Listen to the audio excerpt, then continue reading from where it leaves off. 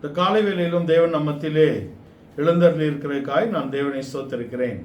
சகரியா தீர்க்கதரிசியின் புஸ்தகம் 9ஆம் அதிகாரம் 9ஆம் வசனத்தை வாசிக்க கேட்கலாம். சியோன் குமாரத்தியே மிகவும் கலிகூறு, எருசலேம் குமாரத்தியே கெம்பீரி. இதோ உன் ராஜா உன்னிடத்தில் வருகிறார். அவர் நீதி உள்ளவரும் ரட்சிக்கிறவரும் தாழ்மை உள்ளவரும் கழுதையின் மேலும் கழுதை குட்டியாகிய மரியின் மேலும் ஏறி வருகிறவருமாயிருக்கிறார். இந்த தீர்க்க தரிசன வசனங்கள் இந்த பவனி நடப்பதற்கு 500 ஆண்டுகளுக்கு முன்பாக உரைக்கப்பட்ட தீர்க்க தரிசன வசனங்களாக இருக்கிறது. இதைதான் மத்தேயு சுவிசேஷகர் 21ஆம் அதிகாரத்தின் 1 முதல் 12 வசனங்களிலே இதை குறிப்பிடுகிறார். அவர் எருசலேமுக்கு சமீபமாக வந்தபோது ஒலிவமலைக்கு அருகான பெத்பெகேக்கு வந்தபோது இயேசுவானவர் சீஷர்கள் 2 பேரை அழைத்து, எதிரே இருக்கும் கிராமத்துக்கு போய் 2 கழுதையும் கழுதை குட்டியும் காண்பீர்கள். அது இருவழி சாலையிலே கட்டப்பட்டு இருக்கக்கூடிய கழுதையும் கழுதை குட்டியையும் காண்பீர்கள், கழுதை குட்டியையும் காண்பீர்கள். அதை எனக்காக அவிழ்த்து கொண்டு வாருங்கள். யாராவது ஒருவர் உங்களை மறித்து ஏனென்று கேட்டால் அது கர்த்தருக்காக கொண்டு போகப்படுகிறது என்று சொல்லுங்கள் என்று சொல்லுகிறார்.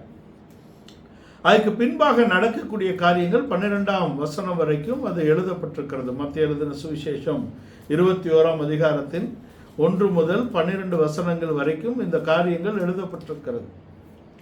இது தீர்க்க தரிசனத்தின் நிறைவேறுதலாக இருக்கிறது என்று மத்தேயு 21ஆம் அதிகாரத்தின் 5ஆம் வசனத்திலே எழுதப்பட்டிருக்கிறது. மத்தேயு 21ஆம் வசனத்தின் 5ஆம் வசனத்திலே 21ஆம் அதிகாரத்தின் 5ஆம் வசனம், தீர்க்கதரிசியினால் உரைக்கப்பட்டது நிறைவேறும்படி இதெல்லாம் நடந்தது. தீர்க்கதரிசியினால் உரைக்கப்பட்டது நிறைவேறும்படி இவைகள் எல்லாம் நடந்தது என்று சொல்லப்பட்டிருக்கிறது. இயேசு கிறிஸ்து தம்முடைய ஊழியத்தின் பாதையிலே பலவிதமான அற்புதங்களை அடையாளங்களை செய்திருக்கிறார். பலவிதமான சம்பவங்கள் குறிக்கப்பட்டு எழுதப்பட்டிருக்கிறது, முக்கியப்படுத்தப்பட்டு எழுதப்பட்டிருக்கிறது. அது 4 சுவிசேஷங்களிலும் சில காரியங்கள் தான் ஒன்றாக எழுதப்பட்டிருக்கிறது. சுவிசேஷகர்கள் எதை முக்கியப்படுத்துகிறார்கள் என்பதில் ஆவியானவர் அவர்களை நடத்தின வழி வித்தியாசமாக இருந்தது. அதனாலே 4 சுவிசேஷங்களிலும் எழுதப்பட்ட காரியங்கள் என்பது மிகவும் குறைவானது. ஒரு சம்பவத்தை வேறு வேறு விதங்களாக அதை எழுதியிருப்பார்கள். இந்த குருத்தோலையை குறித்து, இந்த பவனியை குறித்த காரியங்கள் நாம் சடங்காச்சாரமாகவோ அல்லது யூத பின்னணியின் அவர்களுடைய கலாச்சார அடிப்படையிலோ நாம் பார்க்காதபடிக்கு, அல்லது கிறிஸ்தவம் இன்றைக்கு கொண்டாடுகிற பாரம்பரியத்தின்படி நாம் போகாதபடிக்கு, இதன் ஆவிக்குரிய கருத்துக்களை நாம் தியானிக்கும்படியாக இருக்கிறோம். இந்த சம்பவம் மிகவும் முக்கியமான ஒரு சம்பவம் என்பதனால் 4 சுவிசேஷர்களும் இதை சரியான விதத்திலே பதிவு பண்ணி இருக்கிறார்கள். இந்த பவனி ஒரு ஜெய பவனி என்று குறிப்பிடப்படுகிறது. இந்த பவனி ஒரு ஜெய பவனியாக இருக்கிறது. இந்த ஜெய பவனி அது சரியாக அது நிசான் மாதம் 10ஆம் தேதியிலே நடைபெறுகிறதாக இருக்கிறது. நிசான் மாதத்தின் 10ஆம் தேதியில் இது நடந்து 14ஆம் தேதியிலே அவர் சரியாக சிலுவையில் அறையப்பட்டார். இது யூதர்களுடைய பஸ்கா பண்டிகையின் காலம். சரியாக பஸ்காவை முன்னிறுத்தக்கூடிய விதத்திலே இயேசு கிறிஸ்து அங்கே காரியங்களை நடப்பிக்கிறார் என்பதை நாம் ஆவிக்குரிய ரீதியிலே தெரிந்து கொள்ள வேண்டும். நாம் யூத முறைமைகளையோ யூத கலாச்சாரங்களையோ பின்பற்றுகிறவர்கள் அல்ல. இன்னும் தெளிவாக சொல்ல வேண்டும் என்றால், God is against Judaism. தேவன் யூத மார்க்கத்துக்கு எதிரானவர் என்று சொல்வதை விட யூத பாரம்பரியங்களுக்கு எதிரானவர் என்று நீங்கள் எடுத்துக்கொள்ளலாம்.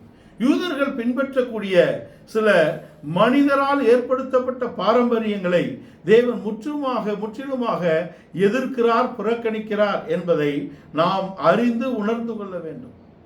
ஆனால் நாம் எபிரேய மொழிக்கு எதிரானவர்கள் அல்ல. நாம் எபிரேய மொழிக்கு எதிரானவர்கள் அல்ல. என்னுடைய கருத்து என்ன என்றால், முற்பிதாக்கள் 22 பேர், கோத்திர பிதாக்கள் 12 பேர், அதிலே 4 முக்கியமான தாய்மார்கள் இடம்பெறுகிறார்கள். இவர்களுக்கு மேசியாவை பற்றி இருந்த வெளிச்சம் அதுக்கு பின்பாக வந்த யூத மார்க்கத்தின் ரவிகளுக்கு இல்லை என்றுதான் நாம் சொல்ல வேண்டும். இருந்தாலும் கூட, வெளிச்சம் இருந்தாலும் கூட, அந்த மேசியா இயேசு கிறிஸ்து தான் என்பதிலே அவர்களுக்கு பிரச்சனை இருந்தது என்பதை நாம் தெரிந்து கொள்ள வேண்டும். அந்த பிரச்சனை இல்லாத ஒரு வெளிப்பாட்டின் நிறைவு என்பது அவருடைய அப்போஸ்தலர்களுக்கு அளிக்கப்பட்டது. அதனால்தான் இந்த உபதேசங்கள் அப்போஸ்தல உபதேசம் என்று அடையாளப்படுத்தப்படுகிறது. அவர்கள் உபதேசத்திலும் என்று எழுதிவிடவில்லை. அவர்கள் அங்கே ஆதி சபை அப்போஸ்தலருடைய உபதேசத்திலும், அவர்கள் அப்போஸ்தலர்களோடு உள்ள அந்யோன்யத்திலும், அப்போஸ்தலர்களோடு அப்பம் பிற்கிறதிலும், அப்போஸ்தலர்களோடு ஜெபத்திலும் உறுதியாக தரித்திருந்தது. என்றால் என்ன? தேவனால் அனுப்பப்பட்டவர்களோடு உள்ள அந்த உடன்படிக்கையின் உறவிலே அவர்கள் சரியாக இருந்தார்கள். அதுதான் அவர்களுக்கு அந்த வெளிச்சத்தை கொண்டு வரக்கூடியதாக இருந்தது. ஆதி சபை கிறிஸ்துவின் உபதேசத்திலிருந்து விலகவோ அசையவோ இல்லை. அசைந்தவர்கள் அவர்கள் அசைந்து போனார்கள். இமேனையும் அலெக்சாந்தரும் அப்படிப்பட்டவர்கள் என்று பவுல் எழுதுகிறாரே. அவர்கள் விசுவாச கப்பலை உடைத்தார்கள் என்றால் அவர்கள் பிரபஞ்சத்தின் மேல் ஆசை வைத்தார்கள். இதை ஏன் நான் ஆவிக்குரிய விதத்திலே நாம் பார்க்க வேண்டும் என்று சொல்லுகிறேன் என்றால், மனிதர்கள் இன்றைக்கு பூமிக்குரிய விஷயங்களிலே கவலையுற்றவர்களாக இருக்கிறார்கள். பூமிக்குரியவைகளை தேடுகிறவர்கள், லௌகீகத்தை தேடுகிறவர்கள் மரணத்தை சந்திக்கிறார்கள். லௌகீகத்தை தேடுகிறவர்கள் ஆவிக்குரிய ரீதியிலே தோல்வியை கண்டடைகிறார்கள். ஆனால் ஆவிக்குரிய விதத்திலே ஒரு முன்னெடுப்பை வைத்து தேடுகிறவர்கள் பூமிக்குரிய விதத்திலும் ஆசீர்வதிக்கப்படுகிறார்கள் என்பதை நாம் தெரிந்து கொள்ள வேண்டும். இந்த ஆசீர்வாதம் தேவனால் வரக்கூடியதாக இருக்கிறது. இந்த நிறைவு தேவனால் வரக்கூடியதாக இருக்கிறது. அப்ப அதான் பவுல் சொல்லுகிறார். 2 கொரிந்தியருக்கு எழுதும்போது 2ஆம் அதிகாரத்தில் சொல்லுகிறார், என்னுடைய நிருபங்கள் உங்களை துக்கப்படுத்தினதுக்காக நான் கொஞ்ச காலம் துக்கப்பட்டு இருந்தாலும் இப்பொழுது நான் அதை குறித்து கவலைப்படுகிறது இல்லை. ஏனென்றால் லௌகீக துக்கம் மரணத்தை கொண்டு வருகிறது. தேவனுக்கேற்ற துக்கம் ஜீவனையும் அழியாமையும் நமக்குள்ளே கொண்டு வருகிறதாக இருக்கிறது. நீங்கள் தேவனுக்கேற்ற துக்கம் அடைந்ததினாலே என்னுடைய நிருபங்கள் உங்களை துக்கப்படுத்தினதை குறித்து நான் இப்பொழுது துக்கப்படுகிறது இல்லை என்று எழுதுகிறார். இதை நான் ஏன் சொல்லுகிறேன் என்றால், நாம் எல்லாவற்றையும் ஆவிக்குரிய ரீதியிலே சம்பந்தப்படுத்தி பார்க்கும்படியாக அழைக்கப்பட்டிருக்கிறோம். நாம் ஒரு பாரம்பரியத்துக்காகவோ அல்லது ஒரு யூத மார்க்கத்தின் பின்னணிகளை அறிந்து கொள்கிறதற்காகவோ இதை நாம் கற்கவில்லை. இது நம்முடைய ஆவிக்குரிய வாழ்க்கையின் முன்னேற்றத்திற்காக, வளர்ச்சிக்காக தான் நாம் இதை படிக்கிறவர்களாக இருக்கிறோம் என்பதை நாம் தெரிந்து கொள்ள வேண்டும். அதனால்தான் நம்முடைய காரியங்கள் ஒரு பிரசங்கம் போல இல்லாதபடிக்கு இது ஒரு உபதேசங்களாக இருக்கிறது என்பதை நாம் புரிந்து கொள்ள வேண்டும். இந்த மத்தேயு எழுதின சுவிசேஷம் 21ஆம் அதிகாரத்தில் முதல் வசனத்திலிருந்து 12ஆம் வசனம் வரைக்கும் இருக்கக்கூடிய பகுதிகள், அது ஒரு தீர்க்க தரிசனத்தின் நிறைவேறுதலாக இருக்கிறது என்று நாம் பார்த்தோம். இந்த தீர்க்க தரிசனத்தின் நிறைவேறுதலை இஸ்ரவேல் எப்படி புரிந்து கொண்டது, இஸ்ரவேலர்கள் யூதர்கள் எப்படி புரிந்து கொண்டார்கள் என்பதை நாம் பார்க்க வேண்டும். பஸ்கா பண்டிகைக்கு உலகம் எங்கிலும் இருந்த யூதர்கள் எருசலேமுக்கு வர வேண்டும். இது சட்டம். உலகம் எங்கும் இருக்கக்கூடிய யூதர்கள், இஸ்ரவேலர்கள் எருசலேமை நோக்கி வந்திருக்கிறார்கள். குறைந்தபட்சம் ஒரு 4-5 லட்சம் பேர் அன்றைக்கு கூடி இருக்கலாம். அதுக்கு மேலாகவும் இருக்கலாம், நான் சொல்ல முடியாது. அத்தனை பேர்களும் கூடியிருக்கிறார்கள். அதற்கு ஒரு வாரத்துக்கு முன்புதான் லாசருவை அவர் உயிரோடு எழுப்பி இருக்கிறார். உலகமே இவனுக்கு பின்பாக போகிறதே என்று அங்கே சனகரிப்பு சங்கத்தில் இருந்த யூதர்களும் மற்ற சனகரிப்பு சங்கம் 2ஆக இயங்குகிறது. ஒன்று அரசியல் பின்புலத்தில் இயங்குகிறது. இதனால் கடந்த வேதபாட வகுப்புகளிலே நாம் இதை பார்த்தோம். பஸ்காவை குறித்தும் அதனுடைய அந்த பின்னணிகளை குறித்தும் தொடர்ச்சியாக நாம் பார்த்து கொண்டு வருகிறோம் இல்லையா? அதில் அவர்கள் சனகரிப்பு சங்கம் ரெண்டாக இயங்குகிறது. ஒன்று ஆவிக்குரிய ரீதியில் இயங்குகிறது, இன்னொன்று அரசியல் ரீதியில் இயங்குகிறது. இவர்கள் அங்கே பிரதான ஆசாரியன் உட்பட எல்லோரும் கலங்கி இருக்கிறார்கள். எதற்கு? இவர் பின்னாடி எல்லாரும் போயிட்டாங்களே, உலகமே இவன் பின்னால் போகிறதே, நம்முடைய பிரயாசங்கள் வீணாகிறதே, ரோமர்கள் வந்து நம்முடைய ஆட்சி அதிகாரங்களை பிடுங்கி கொண்டு நம்மளை விரட்டி விடுவார்களே என்று அவர்கள் தங்களுடைய அதிகாரத்தை குறித்தும் தங்களுடைய உலகத்திலே தங்களுக்கு கிடைத்திருக்கிற அங்கீகாரத்தை குறித்தும் அதிகாரத்தை குறித்தும் தான் கவலைப்பட்டார்களே தவிர இவர் மேசியாவா என்பதை குறித்து அவர்கள் கவலைப்படவில்லை. நீங்கள் வேதாகமத்தில் ஆராய்ந்து நீங்கள் பார்த்தால் அதில் நடக்கக்கூடிய எல்லா காரியங்களும் மேசியாவை பற்றினது என்று அவர்களுக்கு முன்னதாகவே எழுதி கொடுக்கப்பட்டு விட்டது. மெசியானிக் மிராக்கிள்ஸ் அது சாதாரணமாக நடந்ததல்ல. மேசியா மாத்திரம் வந்து செய்யக்கூடிய காரியங்களை தான் அது முக்கியப்படுத்தி இருக்கிறார். அதனால்தான் அங்கே லாசரு 3 நாள் கழித்து தான் அவர் வந்து எழுப்புகிறார் இல்லையா? யூதருடைய நம்பிக்கைகள் 3 நாளுக்கு பின்பாக ஒன்றும் நடக்க இயலாது. இது எல்லாம் தன்னை மேசியா என்று அவர்களுக்கு வெளிப்படுத்தும்படியாக தான் பார்த்தார். ஆனால் இவர்கள் அதன் மேல் அக்கறையாக இல்லை. இவர் இப்பொழுது இந்த பவனி வந்து கொண்டிருக்கிறது. இது ஒரு தீர்க்க தரிசனத்தின் நிறைவேறுதலாக இருக்கிறது. ஒரு பக்கத்திலே ஜனங்கள் ஒரு நம்பிக்கையோடு கூடியிருக்கிறார்கள், இன்னொரு பக்கத்திலே மூன்றாவதாக அவர் ஆவிக்குரிய ரீதியிலே பஸ்காவை நிறைவேற்ற வேண்டும். இந்த 3 பக்கங்களை நாம் பார்க்க போகிறோம். 1 தீர்க்க தரிசனத்தின் நிறைவேறுதல், 2 ஜனங்கள் நம்பிக்கையோடு அவர் பக்கத்து கூடியிருக்கிறார்கள், 3வது அவர் தேவ சித்தத்தை நிறைவேற்றக்கூடிய மெய்யான பஸ்காவாக இருக்கிறார். இந்த 3 ஆவிக்குரிய பக்கங்களை நாம் இந்த மத்தேயு எழுதின சுவிசேஷம் 21ஆம் அதிகாரத்திலே பார்க்கிறோம். இந்த 21:5 சொல்லப்பட்ட தீர்க்க தரிசனம் என்பது சகரியா தீர்க்கதரிசி அவர் 9ஆம் அதிகாரத்தின் 9ஆம் வசனத்தில் எழுதின தீர்க்க தரிசனமாக இருக்கிறது என்பதை நாம் தெரிந்து கொள்ள வேண்டும். அப்ப இந்த நிறைவேறுதலுக்கு நோக்கிதான் இது நடக்கிறது என்பதை நாம் தெரிந்து கொள்கிறோம். அவரை சுற்றி கூட்டம் வந்திருக்கிறது. அவர் இங்கே ஒரு ஜெயபவனி போய் கொண்டிருக்கிறார். இது தீர்க்க தரிசனத்தின் நிறைவேறுதல் என்ற இடத்திலே அவர் கழுதையின் மேல், கழுதை குட்டியின் மேலும் அவர் ஏறி வருகிறார். எப்படி வருகிறார்? சாந்த குணமுள்ளவராக வருகிறார். எப்படி வருகிறார்? சாந்த குணமுள்ளவராக இருக்கிறார். அந்த பட்டியலை வாசிங்க. சீயோன் குமாரத்தியே மிகவும் களிகூறு, எருசலேம் குமாரத்தியே கம்பீரி, இதோ உன் ராஜா உன்னிடத்தில் வருகிறார். ஆனால் அவர் எப்படி வருகிறார்? ஏன் கழுதையின் மேல் வர வேண்டும்? கழுதைக்கு பலவிதமான விளக்கங்களை நாம் பல வருடங்களாக கேட்டிருக்கிறோம் இல்லையா? 2 கழுதை, அது இருவழி சந்தையிலே கட்டப்பட்ட கழுதை, அந்த கழுதை என்றால் அது தாழ்மை என்றெல்லாம் பல கேட்டிருக்கிறோம். ஆனால் இன்னொரு பக்கத்திலே அது தீர்க்க தரிசனத்தின் நிறைவேறுதல் இல்லையா? அவர் கழுதையின் மேலும் கழுதை குட்டியாகிய மரியின் மேலும் ஏறி வருகிறார். எப்படி வருகிறார்? அவர் ரட்சிக்கிறவர், நீதியுள்ளவர், தாழ்மையுள்ளவர் என்று அவரை குறித்து அங்கு போடப்பட்டிருக்கிறது. அவர் ரட்சிக்கிறவராக வருகிறார், தாழ்மையுள்ளவராக வருகிறார், தீர்க்க தரிசனத்தை நிறைவேற்றும்படியாக இந்த சகரியா சொன்ன தீர்க்க தரிசனங்களை நிறைவேறுதலாக அவர் வந்து கொண்டிருக்கிறார். அங்கே இஸ்ரவேலர்கள் பொதுவாக தங்களுடைய ராஜாக்கள், இஸ்ரவேலின் ராஜாக்கள் கழுதையின் மேல் வருகிறது அங்கே வழக்கம். கழுதை, கோவேறு கழுதை, கழுதை என்று 2 வைத்திருக்கிறார்கள். இதன் மூலமாக தான் அவர்கள் பிரயாணிப்பார்கள். புறஜாதியான ராஜாக்கள் தான் குதிரையில் வருகக்கூடிய வழக்கத்தை அவர்கள் வைத்திருந்தார்கள்.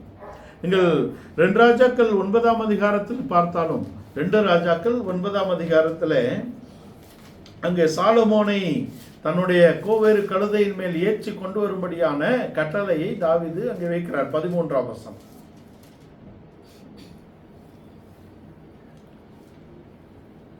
அப்பொழுது அவர்கள் தீவிரமாய் அவரவர் தங்கள் வஸ்திரத்தை படிகளில் உயர்த்தி அவன் கீழே விரித்து எக்காலம் ஊதி யெகூ ராஜாவானவன் என்றார்கள். இது யெகூவை குறித்து சொல்லப்பட்டிருக்கிறது. ஆனால் இதற்கு முன்பாக நீங்கள் அங்க சாலமோனை ராஜாவாக்கின விஷயத்திலே தாவீது தன்னுடைய கழுதையை கொடுத்து அதன் மேல் சாலமோனை அமர வைத்து ராஜாவாக கொண்டு வாருங்கள், அங்கே ஆசாரியன் ஆகிய சாதோக்கு இருப்பான், அவன் அங்கே அபிஷேகம் பண்ணுகிறதுக்கு வழி நடத்துவான் என்றெல்லாம் சொல்லுகிறார். இங்கே யெகூ ராஜாவாகும் பொழுது அங்கே துணிகள் விரிக்கப்படுகிறது. இது ரெண்டையும் நாம் பார்க்க போகிறோம். இங்கே இவர் கழுதையை கொண்டு வர சொல்லி கழுதையின் மேலும் கழுதை குட்டியின் மேலும் அங்கே எருசலேமை நோக்கி பயணிக்கிறார் இல்லையா? இங்கே முன்னடப்போரும் பின்னடப்போரும் தங்களுடைய வஸ்திரங்களை விரித்து ஓசன்னா என்று இவரை குறித்து பாடுகிறார்கள் இல்லையா? ஓசன்னா என்பதற்கு கர்த்தர் ரட்சிக்க வேண்டும் என்று அர்த்தப்படுகிறது. கர்த்தாவே ரட்சியும் என்று ஓசன்னா பாடுகிறார்கள். யூதர்கள் அவ்வளவு சீக்கிரத்தில் தங்கள் துணிகளை விரித்து கோஷம் போட்டு யாரையும் வரவேற்க மாட்டார்கள். அதற்காக தான் யெகூவின் காரியத்தை படித்தோம். யெகூவை அவர்கள் ராஜாவாக அங்கீகரிக்கக்கூடிய இடத்தில் தான் அந்த பவனி அங்கே நடந்திருக்கிறது. இங்கேயும் இயேசுவை ராஜாவாக அவர்கள் நினைக்கிறார்கள். ஏனென்றால் பல அற்புத அடையாளம் செஞ்சிருக்கிறாரு இல்லையா? இவர் மேசியாவாக ராஜாவாக இருந்தால் பல வருட காலங்கள் ரோமர் கீழே இவங்க அடிமையா இருந்திருக்கிறாங்க. ரோம அடிமைத்தனத்தை நீக்கி இவர்களை சுதந்திரமாக ஆளுவார். இவர் ஆண்டார் என்றால் எந்த விதமான பொருளாதார பிரச்சனை இருக்காது, எந்த விதமான எதிரியின் பிரச்சனை இருக்காது என்று அவர்கள் தங்களை குறித்து இம்மைக்குரிய காரியங்களை குறித்து தான் கவலையுற்றவர்களாக இருந்தார்கள். ஆனால் இயேசு கிறிஸ்துவின் பக்கத்தில் அந்த தீர்க்க தரிசனத்தின் நிறைவேறுதலை நோக்கி அவர் போய்கொண்டிருக்கிறார் இல்லையா?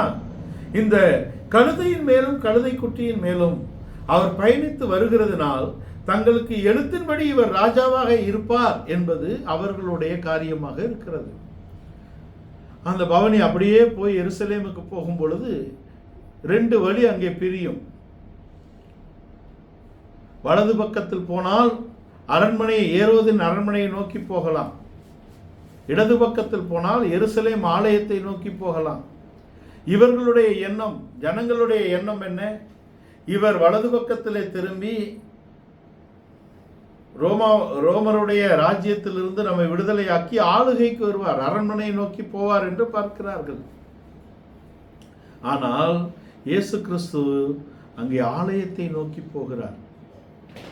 இந்த 3 பக்கத்தையும் நாம் சரியாக புரிந்து கொள்ள வேண்டும். ஒன்று தீர்க்க தரிசனத்தின் நிறைவேறுதலுக்கானதாக இருக்கிறது. அதிலே இயேசு கிறிஸ்து சரியாக அந்த கொண்டு போக வேண்டும் என்று நினைக்கிறார். சரியான முன்னெடுப்பு.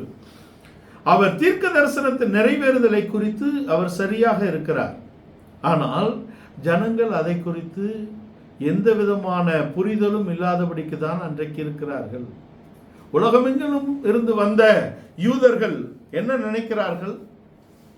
இவர் ராஜாவானால் நாம் ரோமருடைய ஆட்சியிலிருந்து விடுவிக்கப்பட்டு நாம் சுயாதீனமாக ஒரு ஆட்சியை அடைந்து கொள்வோம் என்பதில் தான் கரிசனையாக இருந்தார்களே தவிர தீர்க்க தரிசனத்தை குறித்து அவர்களுக்கு எந்த விதமான காரியமும் இல்லை.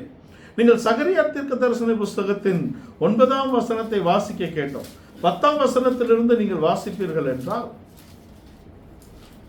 எபிராயிமின் என்று ரதங்களையும் எருசலேமின் என்று குதிரைகளையும் அற்றுப்போக பண்ணுவேன், யுத்தவில்லும் இல்லாமல் போகும்.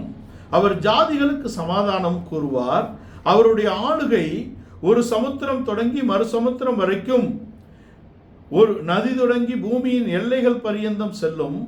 உனக்கு நான் செய்வது என்னவென்றால், தண்ணீர் இல்லாத குழியிலே அடைபட்டிருக்கிற உன்னுடையவர்களை நான் உன் உடன்படிக்கையின், இங்கே என் என்று போடணும், நான் என் உடன்படிக்கையின் இரத்தத்தினாலே விடுதலை பண்ணுவேன். இங்கே உன் என்று எழுதப்பட்டிருக்கிறது. ஏனென்றால் அவர் தாவீதின் குலத்திலே வருகிறார். அவருடைய இரத்தத்தினாலே இவர்கள் தண்ணீரில்லாத குழியில் இருந்து, தண்ணீரில்லாத குழியிலே அடைக்கப்பட்டிருந்த இடத்திலிருந்து இவர்கள் விடுதலையை பெறப்போகிறார்கள். அது எதை குறிக்கிறது? நித்தியமான அழிவிலிருந்து இவர்களை விடுதலையாக்குகிறதை குறித்த தீர்க்க தரிசனம். ஆனால் இவர்கள் தற்காலிகமான விடுதலையை குறித்ததிலேயே குறியாக இருக்கிறார்கள் இல்லையா? தண்ணீர் இல்லாத குழி என்பது பாதாளத்தை குறிக்கிறது. அதிலிருந்து விடுதலையாக்கும்படியாக வருகிறார். அங்கே குதிரையோ, அங்க பாருங்க, எருசலேமில் ரதங்களும் இல்லை, குதிரைகளும் இல்லை. அதை அற்றுப்போக பண்ணினார் என்றால் அவர் சமாதானத்தின் ராஜா, சமாதானத்தோடும் நீதியோடும் ஆளுவார். அது தேவநீதி, அது தெய்வீக சமாதானம்.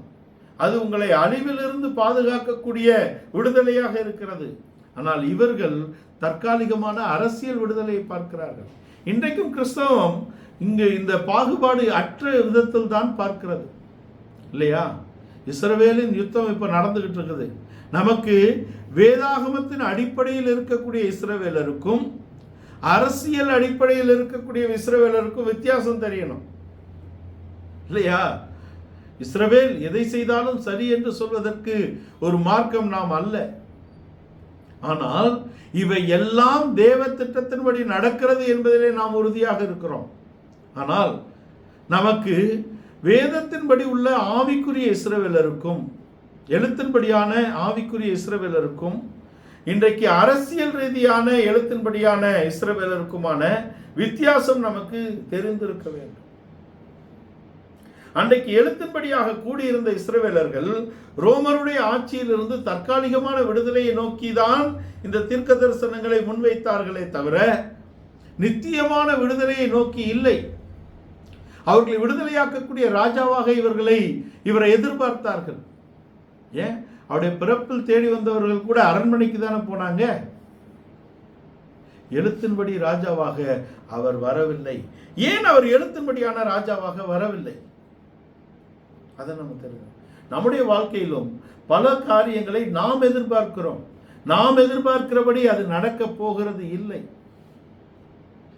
அதனால் நாம் சோர்ந்து விடுகிறோம் இல்லையா? இந்த வாக்குத்தத்தம், இந்த தீர்க்க தரிசனத்தின் நிறைவேறுதல் என்பது என்ன? 2 கொரிந்தியர் 1 அதிகாரம் 20 வசனம் வாசி. 2 கொரிந்தியர் 1 அதிகாரம் 20 வசனம்.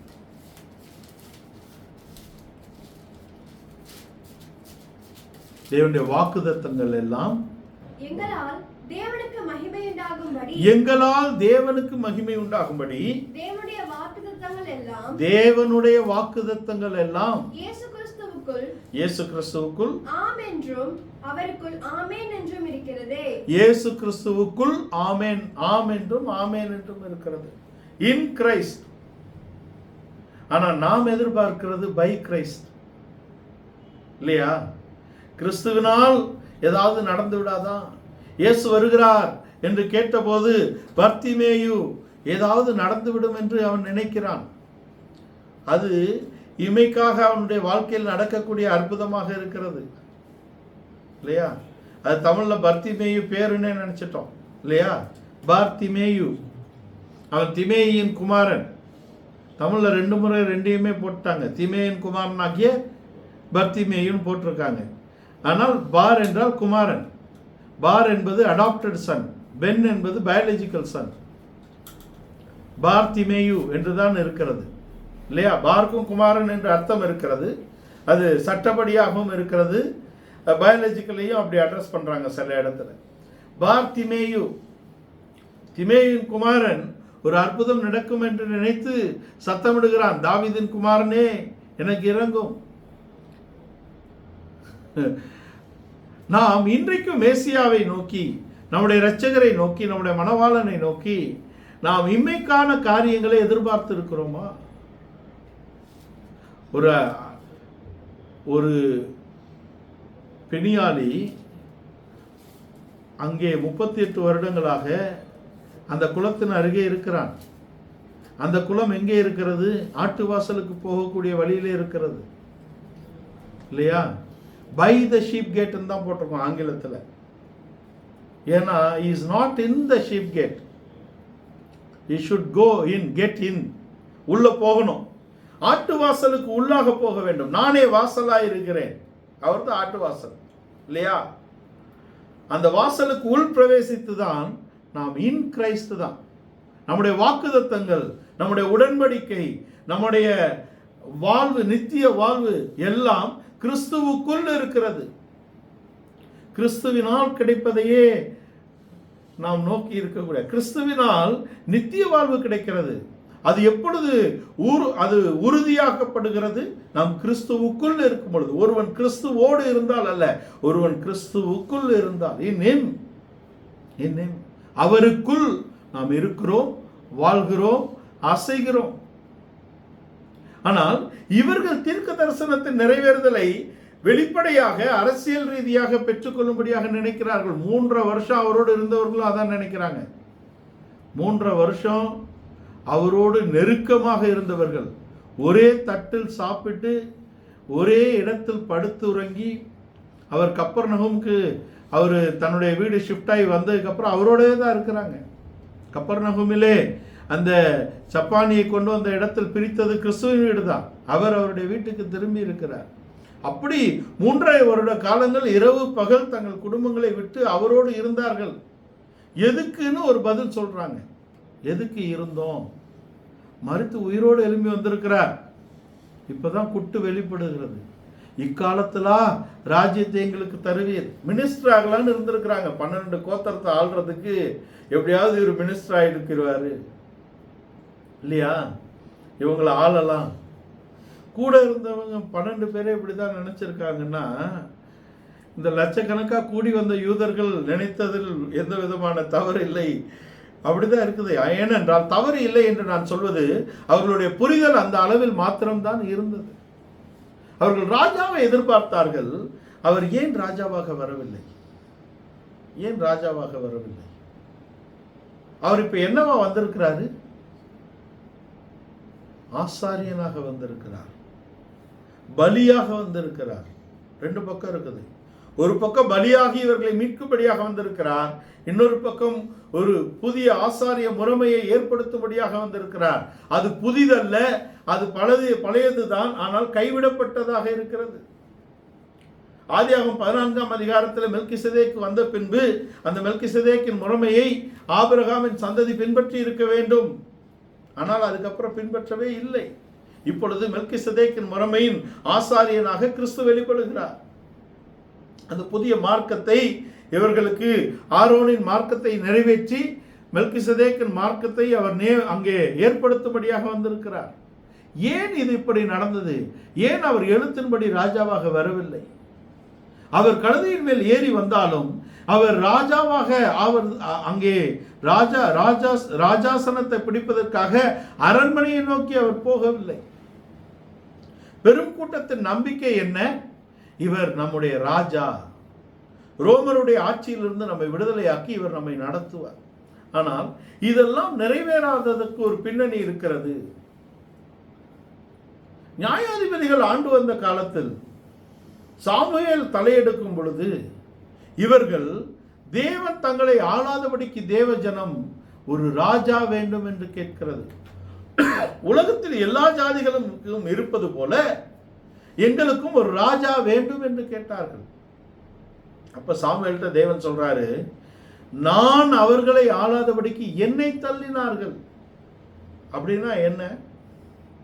சாமுவேலை கொண்டு தேவன் ஆட்சி செய்கிறார். அதனால்தான் பவுல் தெளிவா எழுதுகிறார், ஏற்படுத்தப்பட்ட எந்த அதிகாரத்துக்கும் கீழ்ப்பட்டிருங்கள், ஏனென்றால் எல்லா அதிகாரமும் தேவனால் உண்டாக்கப்படுகிறது. அப்ப தேவன் அன்பின் குமாரனின் ராஜ்யத்தை எப்படி ஆளுகை செய்கிறார்? இருளின் அதிகாரத்திலிருந்து நம்மை விடுதலையாக்கி தம்முடைய அன்பின் குமாரனின் ராஜ்யத்துக்குள்ளே கொண்டு வந்திருக்கிறார். நாம் ஆவிக்குரிய இஸ்ரவேலர்கள், ஆவிக்குரிய யூதர்கள், ஆவிக்குரிய எபிரேயர்களாக வந்திருக்கிறோம். நம்மை ஆளும்படியாக பரிசுத்த ஆவியானவர் இருக்கிறார். அவர் தம்முடைய நியமிக்கப்பட்ட மனிதரை கொண்டு ஆளுகை செய்கிறார். That is called settmanship. ஏற்படுத்தப்பட்ட மனிதனின் அங்கே நியமனமாக இருக்கிறது. என்னாகும் 27ஆம் அதிகாரம் 16ஆம் வசனத்திலே, இஸ்ரவேல் என்னும் இந்த மந்தை மேய்ப்பனற்றதாய் போகாதபடிக்கு, மோசே கடைசி காலத்தில் சொல்றாரு, அவர் மரிப்பதற்கு முன்பாக, தேவனுடைய மந்தை மேய்ப்பனற்றதாய் போகாதபடிக்கு அவர்களுக்கு முன்பாக போக்குமரத்துமாய் இருக்கும்படி ஒரு மனிதனை ஏற்படுத்தும். யார் ஏற்படுத்தணும்? தேவன் ஏற்படுத்த வேண்டும். எபேசியர் 4ஆம் அதிகாரத்தில் தேவனானவர் கிறிஸ்துவின் சபையானது கிறிஸ்துவின் பரிபூர்ணமான வளர்ச்சியை அடைவதற்காக தேவனானவர் 5 விதமான ஊழியங்களை ஏற்படுத்துகிறார் இல்லையா? 1 கொரிந்தியர் 12ஆம் அதிகாரத்தின் 28ஆம் வசனத்திலே தேவனானவர் ஊழியங்களை ஏற்படுத்துகிறார். அதில் 3 முக்கியமானதுக்கு நம்பர் போட்டு மற்ற 5க்கு அவர் நம்பர் போடல இல்லையா? இந்த 3 முக்கியமான வேலை என்பது கிறிஸ்துவின் மனவாட்டியை மணவாளனுக்கு ஏற்ற ஒரு தன்மையிலே வளர்ப்பதற்காக கொடுக்கப்பட்ட ஊழியங்களாக இருக்கிறது. 1வது அப்போஸ்தலரையும், 2வது தீர்க்கதரிசிகளையும், 3வது போதகர்களையும், பின்பு அற்புதங்கள், பின்பு குணமாக்குதல், பின்பு ஊழியங்கள், பின்பு ஆளுகைகள், பின்பு பற்பல பாஷைகள். இதெல்லாம் பின்பு பின்பு என்றுதான் போட்டிருக்கிறது. இதெல்லாம் இந்த 3 ஊழியங்களுக்கு ஒத்தாசையாக இருக்க வேண்டிய ஊழியங்கள். ஆனால் இன்றைக்கு கிறிஸ்தவத்திலே இந்த 5ம் ஜொலிக்குது, இந்த 3 ஓரம் கட்டியாச்சு இல்லையா? கிறிஸ்துவை போதித்தது போதும்னு பேசுற அளவுக்கு வந்துட்டாங்க. கிறிஸ்துவை போதித்தது போதும், உங்கள் சபையில் அற்புதம் நடக்குதா, இல்லைன்னா மூடிருங்க. அற்புதத்துக்காக வந்தோம். நீங்களே அற்புதங்களாகவும் நீங்களே அடையாளங்களாகவும் இருக்கும்படி அழைக்கப்பட்டிருக்கிறீர்கள். இஸ்ரவேலிலே நீங்களே அற்புதங்களாகவும் அடையாளங்களாக இருக்கணும்னா என்ன? அதை தான் பவுல் இப்படி எழுதுறார், நீங்களே என்னுடைய நிருபங்களாக இருக்கிறீர்கள். அப்படின்னா என்ன?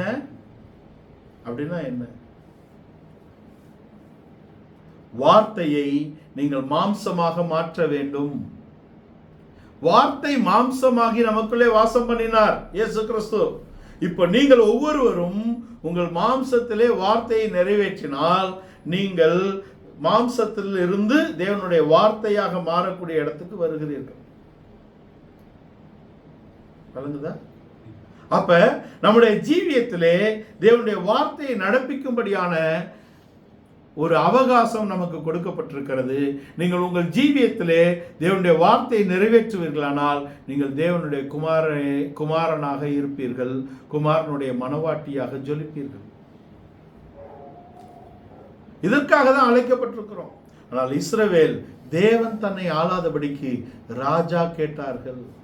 இந்த குற்றத்தை நான் பார்த்து கொள்கிறேன், நீ இப்பொழுது அவர்களுக்கு நீ ராஜாவாக்கு, ராஜா கொடு. பெஞ்சமின் கோத்திரத்திலிருந்து ஒருவனை பிடித்து கொண்டு வந்து அவனை ராஜாவாக்கினார்கள். நானா, எங்க கோத்திரம் ஒரு கோத்திரமா, எங்க அப்பா ஒரு ஆளா, நான் கழுத பின்ன வந்தேங்க. பேச்செல்லாம் நல்லா தான் இருந்தது. ஆனால் அவனுடைய இருதயத்தின் ஆழத்தில் இருள் இருந்தது. அவனுடைய இருதயத்தின் ஆழத்தில் மமதை இருந்தது, தலைகணம் இருந்தது. அவன் ராஜாவான பின்பு அவன் ஒருவனையும் மதிக்கவில்லை. ஒருவனையும் என்று நான் சொல்வது தேவனால் அவனுக்கு ஏற்படுத்தப்பட்ட தலைமை. இஸ்ரவேலில ராஜா பெரியவரா, அபிஷேகம் பண்ணப்பட்ட ஆசாரியன் பெரியவனா அப்படின்னா அபிஷேகம் பண்ணப்பட்ட ஆசாரியன் தான் பெரியவன். They are called king makers. அவர்கள் ராஜாக்களை ஏற்படுத்தினார்கள். தேவன் தான் ராஜாக்களை தள்ளி ராஜாக்களை ஏற்படுத்துகிறவர். ஆனால் யார் மூலமாக? தன்னால் அபிஷேகம் பண்ணப்பட்ட ஊழியர்கள் மூலமாக. பழைய ஏற்பாட்டில் 2 பேர் தான் அபிஷேகம் பண்ணப்பட்டார்கள், ஒன்று ஆசாரியன், இன்னொரு ராஜா. ஆனால் புதிய ஏற்பாட்டிலே 2ஐயும் ஒருங்கிணைத்து நமக்கு கொடுத்துட்டார். We are called sons. We should prove ourselves as sons. நாம் குமாரராக அழைக்கப்பட்டிருக்கிறோம். நாம் குமாரராக ரூபிக்கப்பட வேண்டும். அப்படின்னா எப்படி?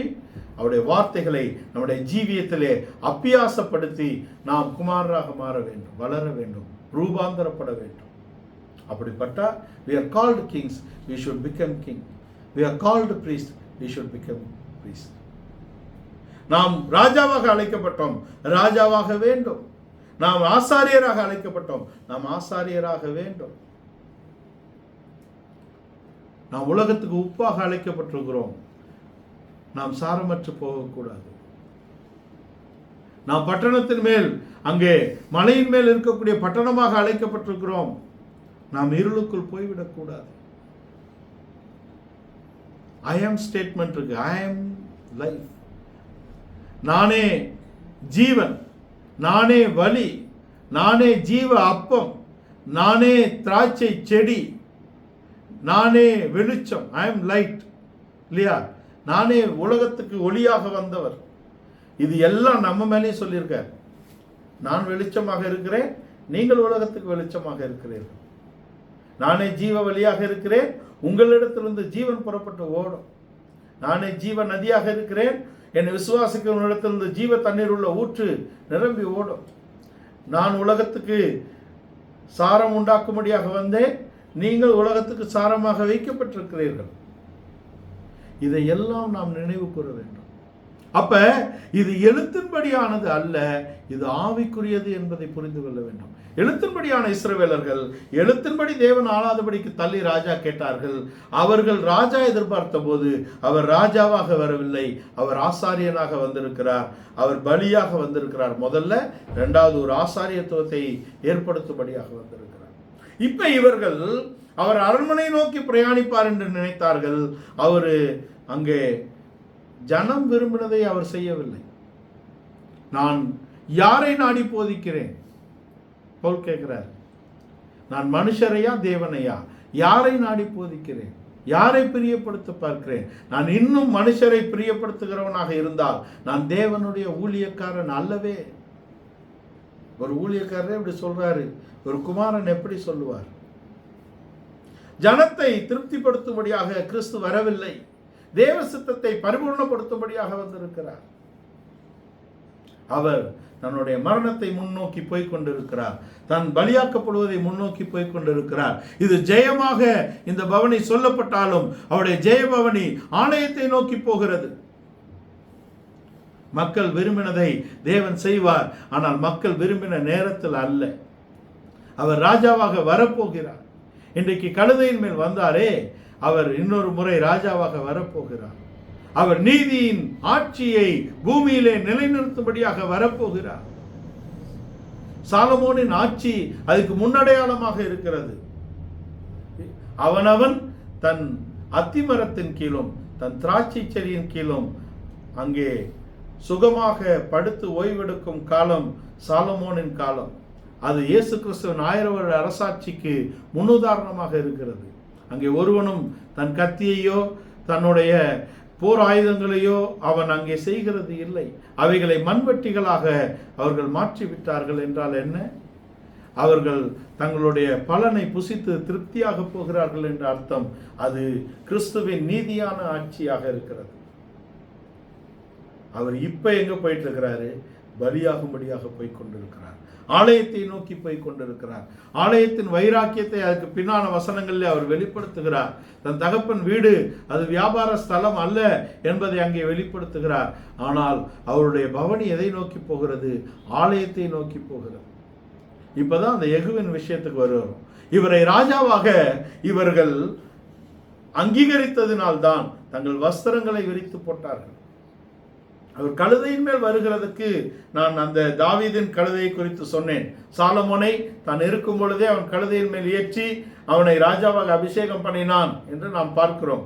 ஆனால் யெகூவுக்கு முன்பாக அவர்கள் அங்கே தங்களுடைய வஸ்திரங்களை விரித்தது அவனை ஏற்றுக்கொண்டதுக்கு அர்த்தமாக இருக்கிறது. இயேசு கிறிஸ்துவுக்கு முன்பாக தங்கள் வஸ்திரங்களை யூதர்கள் விரித்து போட்டது என்பது அவரை ராஜாவாக அவர்கள் அங்கீகரித்ததை குறிக்கிறது. ஆனால் அவரோ ஆலயத்தை நோக்கி போகிறார். ஏனென்றால் பஸ்காவின் முறைமையை அவர் நிறைவேற்ற வேண்டும். ஒரு இஸ்ரவேலின் வீட்டிலே வீட்டின் தலைவன் ஒவ்வொருவனும் தனக்காக ஒரு ஆட்டை அவன் தெரிந்து கொள்ள வேண்டும். அது வெள்ளாட்டிலாவது செம்மறி ஆட்டிலாவது அவன் தெரிந்து கொள்ள வேண்டும். அது 1 வயது இருக்க வேண்டும், பழுதற்றதாக இருக்க வேண்டும் என்ற நியமம் இருக்கிறது. இந்த 1 வயது பழுதற்ற ஆட்டை அவன் 10வது நாளிலே தெரிந்து கொள்ள வேண்டும். 10 என்பது பிரமாணத்தை குறிக்கிறது, 10 என்பது அன்பை குறிக்கிறது. 1 தீமோத்தி 1:5 கற்பனையின் பொருள் என்னவெனில் சுத்தமான இருதயத்திலும் நல்மனசாட்சியிலும் மாயமற்ற விசுவாசத்திலும் பிறக்கக்கூடிய அன்பாக இருக்கிறது. இந்த 10வது நாளிலே அவன் அன்பின் நிமித்தம் அந்த ஆட்டை தெரிந்து கொள்ளுகிறான். தேவன் அன்பின் நிமித்தம் தான் எழுத்தின்படி இஸ்ரவேலை அவர் விடுதலையாக்குகிறார். இஸ்ரவேலின் குமாரன், இஸ்ரவேலின் சேஷ்டபுத்திரன், அவனை விடுதலையாக்கும்படியாக இதோ நான் இறங்கினேன் என்று அவர் யாத்திராகும் 3-4 அதிகாரங்களிலே அவர் சொல்லுகிறார். 3ஆம் அதிகாரத்திலே அவர்களுடைய கூக்குரலை கேட்டு நான் இறங்கினேன் என்று சொல்கிறார். 4ஆம் அதிகாரத்திலே அவர் சொல்லுகிறார், இஸ்ரவேலின் குமாரன், இஸ்ரவேலின் சேஷ்டபுத்திரன், அவனை விடுதலையாக்கு, அவன் என்னை ஆராதிக்க வேண்டும். நம்ம கடந்த நாட்களிலும் பார்த்தோம். ஆராதனை என்ற அந்த ஆராதனை என்ற வார்த்தை முதலில் ஆதியாகமம் 22ஆம் அதிகாரத்தில் வருகிறது. அது கீழ்ப்படிதலையும் பலியாக்கப்படுவதையும் குறிக்கிறது. இவர் ஆராதனைக்கு நேராக தன்னை கொண்டு போகிறார். தேவனை ஆராதிக்கக்கூடிய முறைமையை கிறிஸ்து நமக்கு காண்பிக்கிறார். இந்த பஸ்கா ஆடு 10வது நாளிலே தெரிந்து கொள்ளப்பட்டு அது 5 நாள் அந்த வீட்டோட இருக்கிறது. 10, 11, 12, 13, 14ஆம் நாள் வரைக்கும் அது அங்கே இருக்கிறது. 5 என்ற எண் கிருபையை குறிக்கிறது. 5 என்ற எண் கிருபையை குறிக்கிறது. கிருபையினாலே அவர்கள் விடுதலையாக்கப்பட்டார்கள். பஸ்கா ஆட்டுக்குட்டியை அவர்கள் தெரிந்து கொண்டு ஒவ்வொருவனும் தன் குடும்பத்துக்கு ஏற்றாற்போல், அந்த எண்ணிக்கைக்கு ஏற்றாற்போல் ஒரு ஆட்டை தெரிந்து கொள்ள வேண்டும் என்று சொல்லி யாத்திராகமம் 12ஆம் அதிகாரத்திலே அதற்குரிய முறைமைகள் இருக்கிறது. அது 1 என்பது அங்கே பழுதற்றதாக இருக்க வேண்டும். 1 வயது பழுதற்றது. 1 என்பது தெய்வீகத்தை குறிக்கிறது, நிறைவை குறிக்கிறது. அந்த பழுதற்றதாக இருக்க வேண்டும். இதை ஒரு மனிதன் தன்னுடைய குடும்பத்துக்காக ஒரு பஸ்காவின் ஆட்டை விடுதலையின் பண்டிகைக்காக அவன் எடுத்துக்கொண்டால், நிசான் மாதத்தின் 10ஆவது நாளிலே அதை எடுத்து அதை பழுது இல்லை என்று அவன் அதை எக்ஸாமின் பண்ணிட்டு, அதை செக் பண்ணிட்டு, அவன் அதை எங்கே கொண்டு போய் காட்டணும்? ஆசாரியனிடத்தில் காண்பிக்க வேண்டும். இப்பொழுது உலகத்தை மீட்கக்கூடிய இந்த பஸ்காவின் பலி ஆசாரியனை நோக்கி போய் கொண்டிருக்கிறது. இதுதான் இந்த பவனியின் உள்ளான அர்த்தமாக இருக்கிறது. இவர் ஆலயத்துக்கு நேராக போகிறார். அந்த பலி ஆலயத்துக்கு தான் கொண்டு போக வேண்டும். 10வது நாளில் அவன் பழுதற்ற ஆட்டை அவன் தெரிந்து கொண்டு அவன் அந்த பழுது இல்லாதபடிக்கு அதை அவன் பார்த்த பின்பு அதை ஆலயத்துக்கு கொண்டு போக வேண்டும். இவர் ஆலயத்தை நோக்கி போகிறார். பலியை நோக்கி அவர் போய்கொண்டிருக்கிறார் இல்லையா? 4வது நாள் அது பலியாக்கப்படக்கூடிய இடத்தில் இருக்கிறது என்பதை நாம் தெரிந்து கொள்ள வேண்டும். அதற்காக தான் அவர் போகிறார். இது அவருடைய பக்கம். ஆனால் ஜனங்கள் அவர் தங்களுக்கு ராஜாவாக போகிறார் என்ற மகிழ்ச்சியிலே இருக்கிறார்கள். ஓசன்னா பாடுகிறார்கள் இல்லையா? ஓசன்னா பாடுகிறார்கள். 118ஆம் சங்கீதம் 25, 26 வசனங்களை வாசிக்க கேட்கிறேன். 118ஆம் சங்கீதம் 25, 26 வசனம். கர்த்தாவே ரட்சியும், கர்த்தாவே காரியத்தை வாய்க்க பண்ணும். கர்த்தாவே ரட்சியும், கர்த்தாவே காரியத்தை வாய்க்க பண்ணும். கர்த்தாவே ரட்சியும் என்பதற்கு அங்க மூல பாஷையில ஓஷியானா என்று போடப்பட்டிருக்கிறது. கர்த்தாவே ரட்சியும், கர்த்தாவே காரியத்தை வாய்க்க பண்ணும்னா என்ன? அந்த தேசம் அவர்களுக்கு கொடுக்கப்பட்ட சுதந்திரமான தேசம் மலைகளும் பள்ளத்தாக்குகளும் உள்ள தேசம். ஆனால் அந்த தேசம் வானத்தை நோக்கி தன் விளைச்சலுக்காக காத்திருக்கக்கூடிய தேசம். தேவனே காரியத்தை வாய்க்க செய்யும் என்றால் தேவன்தான் தண்ணீரை அவர்களுக்கு கொடுக்க வேண்டும். மழை பெய்தால்தான் விளையக்கூடிய தேசமாக அது இருக்கிறது. அடுத்து வாசிங்க 26. கர்த்தருடைய நாமத்தினாலே வருகிறவர் ஸ்தோத்திரிக்கப்பட்டவர். கர்த்தருடைய நாமத்தினாலே வருகிறவர் ஸ்தோத்திரிக்கப்பட்டவர். கர்த்தருடைய ஆலயத்திலிருந்து உங்களை ஆசீர்வதிக்கிறோம். கர்த்தருடைய ஆலயத்திலிருந்து உங்களை ஆசீர்வதிக்கிறோம். இப்பொழுது இஸ்ரவேலின் ஆசீர்வாதம் ஆலயத்தை நோக்கி போகிறது. ஏனென்றால் மறுபக்கத்தில் நீங்க யோசிங்க, அவர்களை எழுத்தின்படி அவர்கள் விடுதலையாக்கி அவர் ஆளும்படியாக வரவில்லை. ஏன் தெரியுமா? அவர் யூதர்கள் மேல் மாத்திரம் கரிசனை உள்ளவராக இருந்திருந்தால், தேவன் யூதர்கள் மேல் மாத்திரம் கரிசனை உள்ளவராக இருந்திருந்தால் அவர்கள் விடுதலையாக்கி ஆண்டு இருக்கலாம் ஒரு பக்கத்தில். ஆனால் அவர் முழு மனித குலத்தின் மேலும் கரிசனை உள்ள தேவனாக இருக்கிறார். முழு மனித குலத்துக்கான விடுதலையை நோக்கி அந்த பலி ஆலயத்துக்கு நேராக போகிறது இல்லையா? யூதர்களுக்கான விடுதலை மாத்திரமல்ல, முழு மனித குலத்தையும் அவர் விடுதலையாக்குகிறார், காரியத்தை வாய்க்க செய்கிறார். இதுதான் அந்த சகரியா தீர்க்கதரிசி 10ஆம் வசனத்தில் எழுதுகிறார். தண்ணீர் இல்லாத பள்ளத்தாக்கிலிருந்து அவர் உங்களை விடுதலையாக்குகிறார். படுகுழியிலிருந்து உங்களை விடுதலையாக்கக்கூடிய தேவனாக அவர் இருக்கிறார். இஸ்ரவேல் எழுத்தின்படி ஒரு விடுதலையை கேட்கிறது. இஸ்ரவேல் எழுத்தின்படி ஒரு ராஜாவை எதிர்பார்த்திருக்கிறது. இஸ்ரவேலர்கள் யூதர்கள் அன்றைக்கு எழுத்தின்படி எதிர்பார்த்திருக்கிறார்கள் அல்ல, ஒரு ஆவிக்குரிய விடுதலையை முழு மனித குலத்துக்கும் கொண்டு வரும்படியான ஒரு பரிபூர்ணமான பஸ்கா போய் கொண்டிருக்கிறது. இது வெளிப்பிரகாரத்தில் இருக்கக்கூடிய பலிபீடத்தின் மேல் பலியிடப்பட்டு தெளிக்கக்கூடிய எழுத்தின்படியான பலி அல்ல. இது நித்திய பலி. இது கொல்கதாவிலே முழு மனித குலத்தையும் மீட்கும்படியான பலியாக தன்னை ஆயத்தப்படுத்திக் கொண்டிருக்கிறார். அவர் இந்த ஜனத்தை பிரியப்படுத்த அல்ல, தன்னை பிரியப்படுத்தவும் அல்ல. தான் தோற்கிறது போல் போக வேண்டும். இன்னும் 4 நாட்கள் தான் இருக்கிறது. தன்னோடு இருக்கிறவர் காட்டி கொடுக்க போகிறான். தன்னோடு இருந்தவன் மறுதளிக்க போகிறான். தன்னிடத்தில் நன்மை பெற்றவர்கள் தனக்கு எதிராக இருக்க போகிறார்கள். இதை எல்லாம் அறிந்துதான் தன்னை முன்னெடுத்து வைக்கிறார். இதுதான் the submission of a son. ஒரு குமாரனுடைய ஒப்பு கொடுத்தல், ஒரு குமாரனுடைய கீழ்ப்படிதல். அவர் குமாரனாயிருந்தும் பட்ட பாடுகளினாலே கீழ்ப்படிதலை கற்றுக்கொண்டார் என்று எபிரேய நிருபக்காரர் எழுதுகிறார். குமாரன் என்ன கீழ்ப்படிதல் கற்றுக்கணும் அப்படின்னா, the obedience of the order of Melchizedek. மெல்கிசதேக்கின் முறைமையின் கீழ்ப்படிதல் அப்படின்னா என்ன? தன்னை முற்றிலுமாக பலியாக்கக்கூடியது. அப்படின்னா என்ன? ஒரு பலிமிருகம் பலி கொடுக்கப்பட வரும் பொழுது அடைய தலை துண்டிக்கப்பட்டு விடுகிறது. சுய சிந்தை இல்லை, மறிக்க வேண்டும். நம்முடைய வாழ்க்கையிலே வாக்குத்தத்தங்கள் தேவன் கொடுத்திருக்கிறார், மெய்தான். அதை நிறைவேற்றக்கூடிய காலங்களை தேவன் வைத்திருக்கிறார், மெய்தான். ஏன் அது லபிக்காமல் போகிறது? ஏனென்றால் நமக்கு சரியான ஒப்பு கொடுத்தல் இல்லை. மோசே சாகிறதுக்கு எத்தனை வருஷம் ஆச்சு? மோசே சாகிறதுக்கு 40 வருஷம் ஆச்சு. 120 வயசுல தான் செத்தார், இல்லைன்னு சொல்ல. எகிப்திலே வளர்ந்த மோசையை மரிப்பதற்கு 40 வருட காலங்கள் எடுத்தது வனாந்தரத்தில், இல்லையா?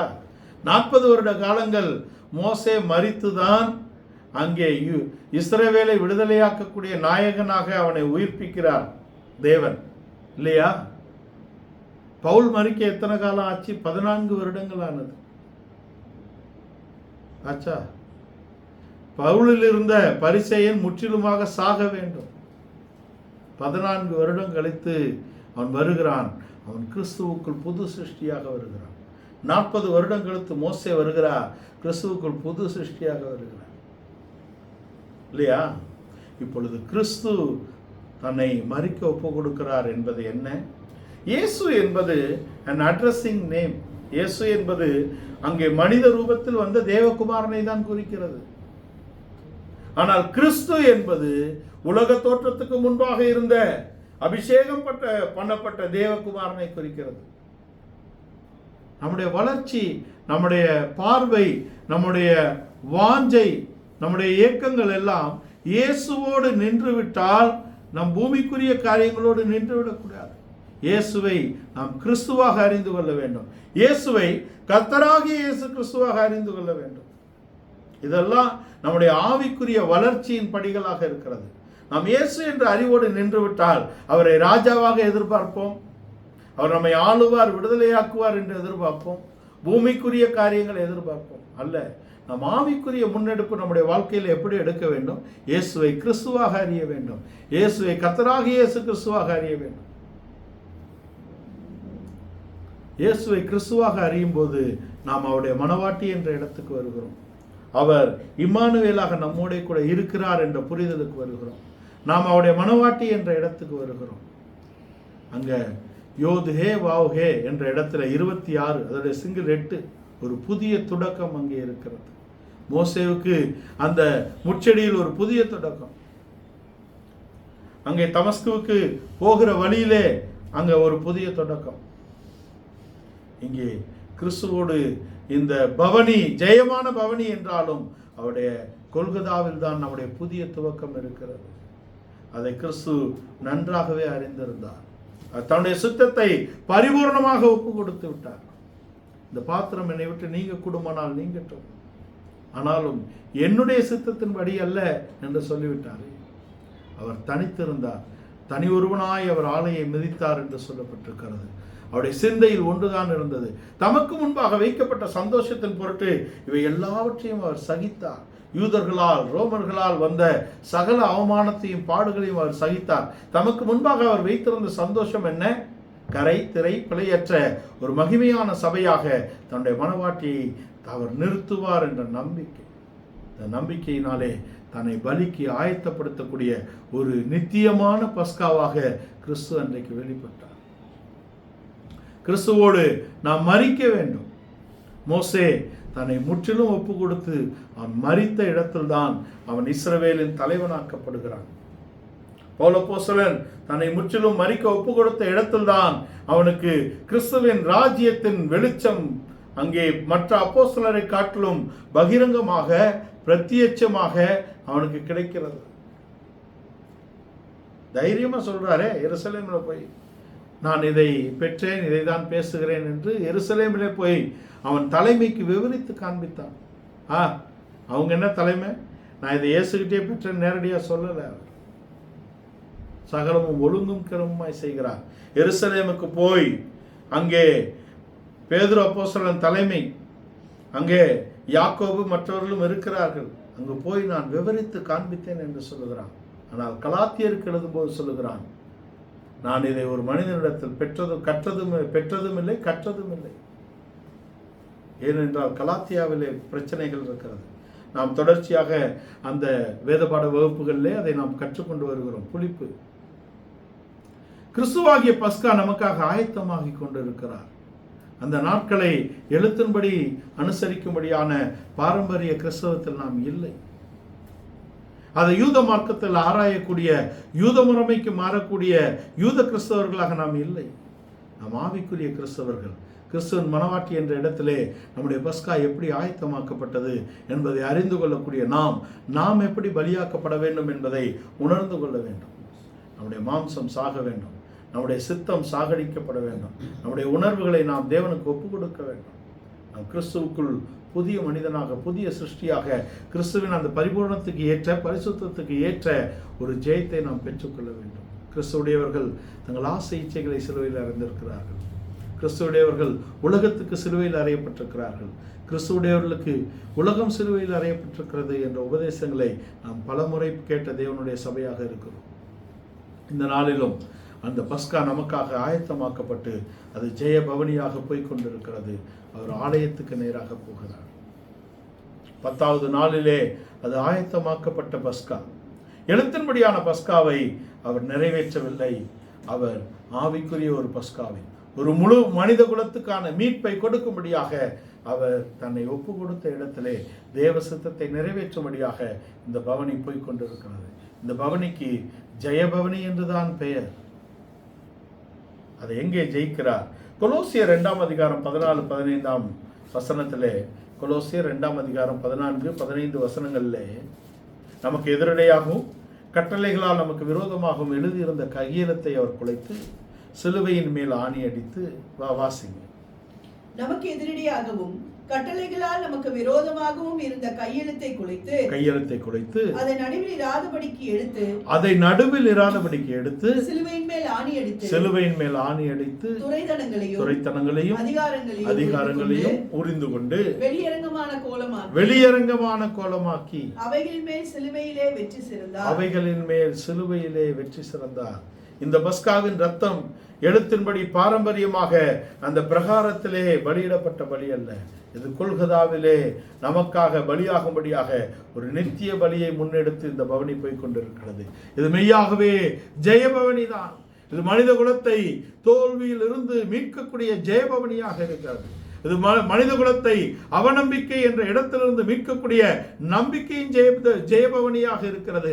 இது மனித குலத்தை மரண பயத்திலிருந்து முற்றிலுமாக நீக்கி விடுதலையாக்கக்கூடிய ஜீவனுள்ள ஜெயபவனியாக இருக்கிறது என்பதை நாம் தெரிந்து கொள்ள வேண்டும்.